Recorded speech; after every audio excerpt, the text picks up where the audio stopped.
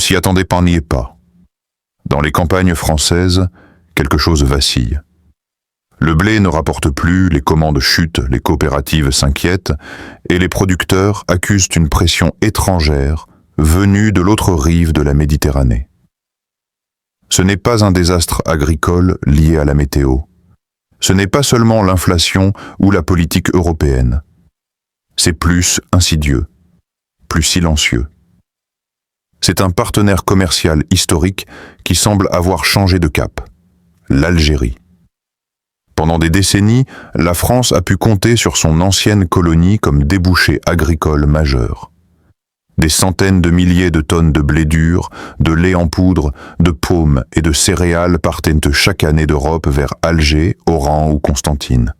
Et les revenus coulaient. Une routine bien huilée, une dépendance tacite. Mais cette mécanique s'est grippée. Depuis quelques mois, les exportateurs français s'inquiètent d'un phénomène nouveau. Les marchés algériens se ferment, les appels d'offres se raréfient, ou pire, sont remportés par d'autres.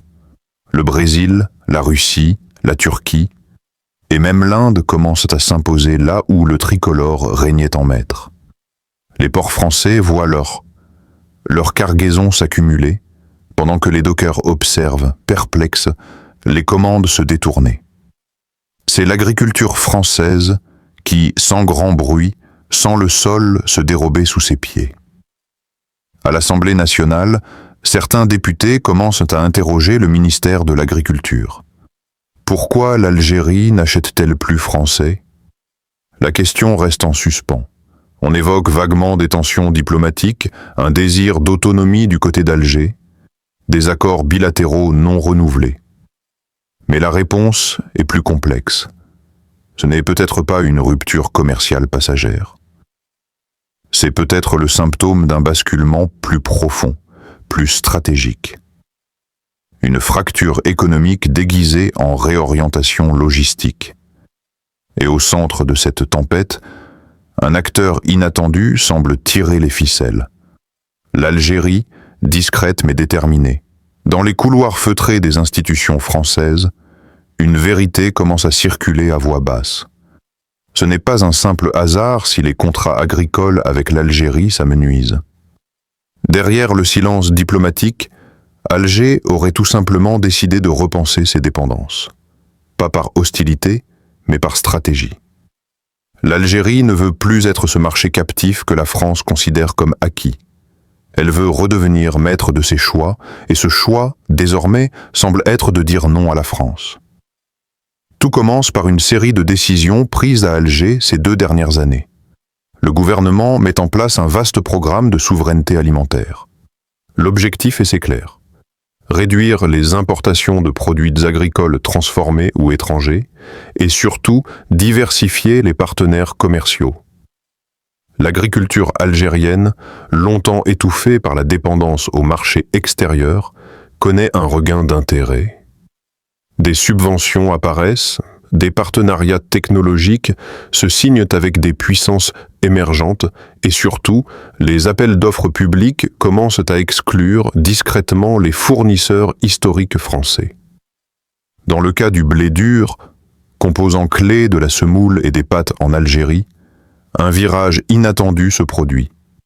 L'État passe commande en Russie, à des prix inférieurs, certes, mais aussi pour des raisons politiques. Ce choix, lourd de sens, envoie un message à Paris. Les anciennes habitudes sont révolues. Le ministère algérien de l'Agriculture multiplie les visites à Moscou, Ankara et même New Delhi. Des marchés se signent dans la discrétion, loin des médias, mais lourds de conséquences. Et pendant que l'Algérie s'éloigne, la France, elle, reste figée dans l'illusion d'un lien indestructible.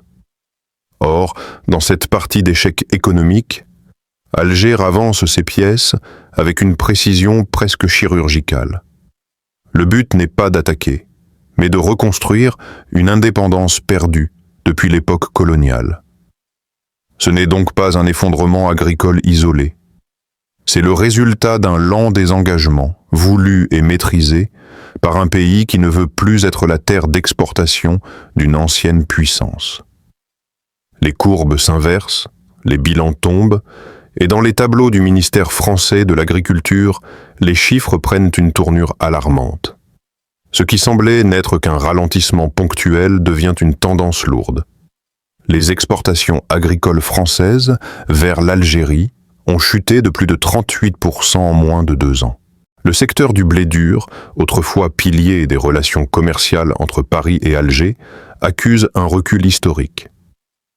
En 2021, la France exportait vers l'Algérie près de 1,5 million de tonnes de céréales. En 2024, ce chiffre ne dépasse pas les 920 000 tonnes. Les chiffres ne mentent pas. Et le plus frappant, ce n'est pas seulement la chute elle-même, mais la répartition des nouvelles parts de marché.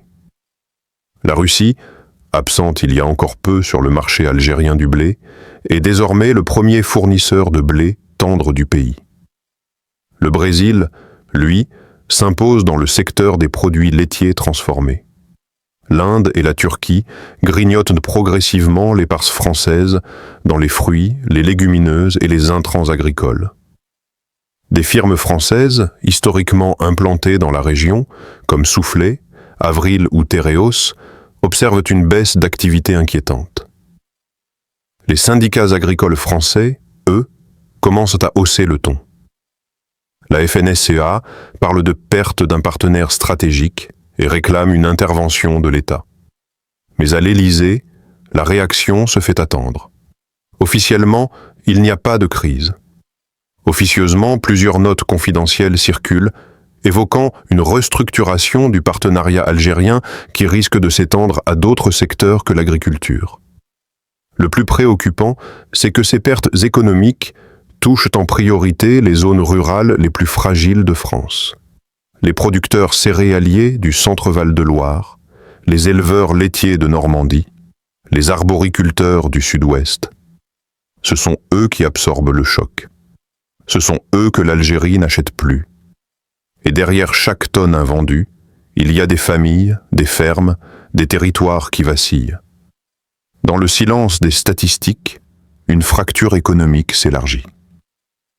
Et la France commence à comprendre que son ancien débouché naturel est désormais un marché disputé et surtout devenu libre de ses choix.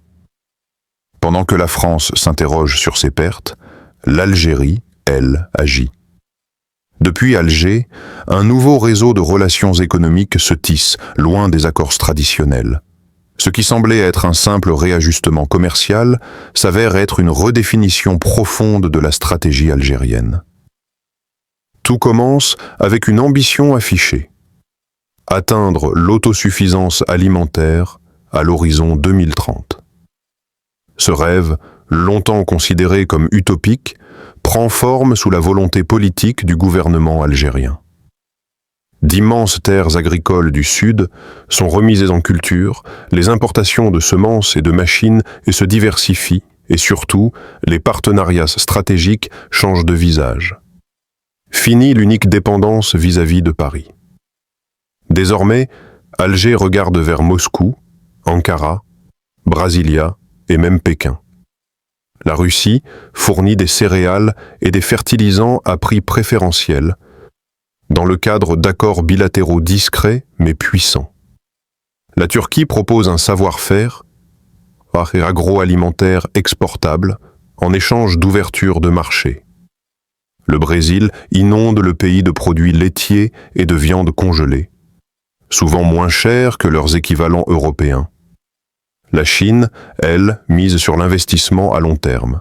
Infrastructures, serres agricoles sous climat aride, irrigation intelligente. En retour, elle gagne de nouveaux leviers diplomatiques. Et l'Algérie ne se contente pas d'importer. Elle négocie, pèse, compare. Elle devient une puissance commerciale capable de choisir, non plus de subir. Elle signe un contrat ici, annule un appel d'offres là, ouvre ses ports à certains, en ferme à d'autres. Le tout avec une discrétion redoutable. À travers cette diversification, Alger envoie un signal clair. Le temps du monopole français est terminé. L'agriculture devient un levier d'indépendance, un outil de diplomatie économique. Et la géographie ne suffit plus à dicter les liens commerciaux. Ce basculement n'est pas seulement économique, il est géopolitique. Il symbolise l'émancipation d'une nation longtemps considérée comme sous influence. En préférant les marchés de l'Est et du Sud à ceux de l'ancien colonisateur, l'Algérie affirme son droit à la liberté économique, une liberté qui, paradoxalement, ébranle les fondations agricoles françaises. Et dans cette redéfinition des alliances, la France, soudain, semble dépassée. À Paris, les couloirs du pouvoir bruissement de frustration contenue. Officiellement, rien n'est dit. Aucun communiqué du Quai d'Orsay. Aucune prise de parole à l'Élysée. Mais dans les cercles proches du pouvoir, le constat est amer. L'Algérie échappe de plus en plus au cadre d'influence français. Certains députés murmurent déjà ce que d'autres n'osent formuler. L'Algérie nous tourne le dos. Et ce divorce silencieux, ce désengagement progressif, suscite en France une forme de ressentiment et mêlée d'incompréhension. Car au fond, le pouvoir français n'a jamais vraiment envisagé que l'Algérie puisse choisir d'elle-même une autre voie. L'idée même qu'elle puisse se libérer économiquement, sans rupture diplomatique directe, dérange. Dans la presse, quelques titres osent poser les vraies questions. La Tribune, le Figaro, l'Opinion évoquent, à demi-mot, une recomposition des équilibres et une stratégie algérienne ambiguë. D'autres vont plus loin, parlant de sanctions économiques déguisées. Certains experts, plus incisifs, avancent une hypothèse politique. Et si Alger utilisait l'arme économique comme réponse indirecte aux provocations mémorielles françaises, aux discours ambigus sur la colonisation, aux déclarations répétées de dirigeants accusant l'Algérie de jouer un double jeu en Méditerranée, au sein de la FNSEA ou des chambres d'agriculture, la colère monte. Les agriculteurs, eux, ne parlent pas de géopolitique. Ils parlent de contrats perdus, de silos pleins, de dettes qui s'accumulent. Et derrière cette réalité brute, un coupable s'impose dans les esprits. L'absence de réponse politique ferme face à une Algérie rebelle. Mais en haut lieu, la diplomatie française hésite. Faut-il hausser le ton au risque de briser définitivement ce qui reste du lien économique? Ou faut-il se taire, espérant un retour à la normale? Le silence est stratégique, mais il est aussi révélateur. La France ne sait plus comment parler à une Algérie qui ne demande plus rien. Et dans cette gêne, un mot flotte dans l'air, sans être prononcé: humiliation. Loin des salons ministériels et des tribunes diplomatiques, c'est dans les champs, les coopératives et les exploitations rurales que se fait sentir la véritable onde de choc. Dans l'Eure, dans la Marne, dans le Gers, des agriculteurs voient leurs revenus fondre. L'Algérie a disparu des carnets de commandes, soupire un céréalier de la Beauce. Chaque tonne invendue, chaque contrat non renouvelé devient une blessure économique. Le blé dur, fierté de certaines régions françaises, s'entasse dans les silos. Le lait en poudre, autrefois exporté massivement vers l'Afrique du Nord, est désormais vendu à perte, faute de débouchés. Les coopératives agricoles réduisent leurs activités, ferment des antennes locales, licencient. Dans les foires rurales, les discussions tournent souvent autour d'un même constat. On dépendait trop de l'Algérie, et maintenant, elle ne veut plus de nous. Les syndicats agricoles s'alarment. 40% des exploitations spécialisées dans les exportations vers le Maghreb seraient en déficit d'exploitation. Et cette crise silencieuse ne touche pas que les grandes structures. Elle frappe les petits producteurs, les familles, les territoires oubliés, ceux qui n'ont ni lobby puissant ni micro devant les caméras. Eux n'ont que leurs dettes, leur isolement et leur sentiment d'injustice. Dans certaines régions, la colère gronde. Des collectifs se forment, Des pétitions circulent. Des élus locaux interpellent l'État. Nous avons perdu notre partenaire algérien. Que compte faire le gouvernement? Mais la réponse tarde. Les aides d'urgence arrivent au compte-gouttes, les banques commencent à refuser les crédits de campagne et la détresse morale s'installe. Cette crise n'est pas spectaculaire. Elle ne fait pas la une des journaux. Mais elle ronge la structure d'un monde agricole déjà fragilisé par les normes européennes, la pression climatique et les marges réduites par les géants de la distribution. Et maintenant, un nouveau coup est porté. La perte du marché algérien, autrefois considéré comme fiable. Dans les campagnes françaises, certains ne comprennent toujours pas comment un lien de 60 ans peut se briser aussi vite, sans bruit. Mais pour ceux qui le vivent, une chose est sûre, la fracture est réelle, et les conséquences, elles, sont immédiates. Il y a, dans la posture algérienne, quelque chose de plus profond qu'une simple logique économique. Il y a un choix, une volonté, un cap. Depuis quelques années, l'Algérie ne se contente plus de commercer. Elle réorganise son économie selon un axe idéologique assumé, la souveraineté comme pilier de la dignité nationale. Et dans cette nouvelle doctrine, le commerce agricole n'est pas qu'une transaction. Il devient un acte politique, un outil de souveraineté, un levier d'affirmation, et parfois une réponse. Car dans les mémoires algériennes, l'agriculture reste un symbole. Symbole de spoliation coloniale, de dépendance économique, de vulnérabilité structurelle. Pendant des décennies, la France a nourri l'Algérie, pour mieux l'enfermer dans une logique de besoin. Chaque cargaison de blé ou de lait s'accompagnait, consciemment ou non, d'une idée. Tu ne peux pas te passer de moi. Mais cette époque semble révolue. Aujourd'hui, l'Algérie veut montrer qu'elle peut se passer de tous, et surtout de Paris. Le président Abdelmadjid Tebboune multiplie les déclarations sur l'autosuffisance agricole comme priorité nationale. Des terres abandonnées sont remises en culture, des partenariats africains sont noués, et des millions de dollars sont injectés dans la recherche agronomique, la formation des ingénieurs, l'irrigation de régions désertiques. Ce n'est pas une simple modernisation, c'est une renaissance. Un projet civilisationnel. Dans les cercles algériens, certains parlent de revanche silencieuse. Non pas contre la France en tant que peuple, mais contre le modèle économique hérité de la colonisation. Un modèle asymétrique, fondé sur l'exportation brute, la dépendance alimentaire, la dette agricole. Briser ce cycle, c'est pour l'Algérie un acte d'émancipation. Et si, dans cette manœuvre, la France y perd, c'est peut-être parce qu'elle n'a pas vu venir ce changement de paradigme. Dans cette logique, rompre avec le blé français n'est pas une rupture commerciale. C'est une déclaration d'intention. C'est dire « Je ne suis plus obligé de t'acheter, je choisis de produire, de négocier ou de commercer ailleurs, et ce choix m'appartient. » Et pour Paris, cette autonomie nouvelle, silencieuse mais résolue, pourrait bien être le vrai choc du XXIe siècle.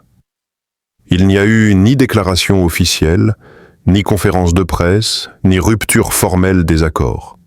Pourtant, une fracture est là. Silencieuse, rampante, stratégique.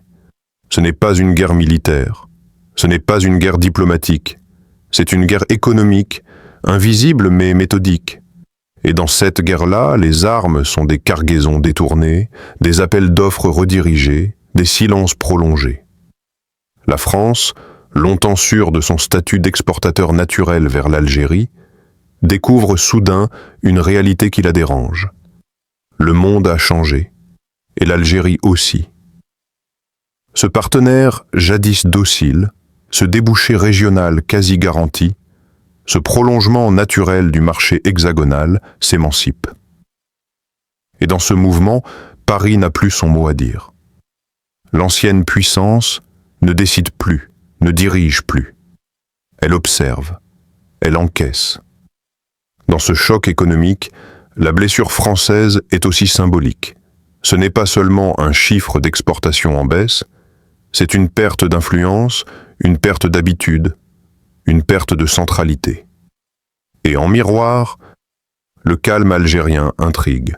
Pas de cris, pas de provocation, juste une série d'actes concrets, d'alliances nouvelles, de projets de souveraineté nationale. Alger ne coupe pas les ponts, elle les traverse vers d'autres continents, d'autres puissances, d'autres modèles. Une guerre économique douce, presque élégante. Mais dans cette élégance, il y a une stratégie, une décolonisation économique différée, une revanche menée sans discours, sans bruit, sans drapeau. Le blé français laissé au silo. Le lait invendu, les pommes ignorées.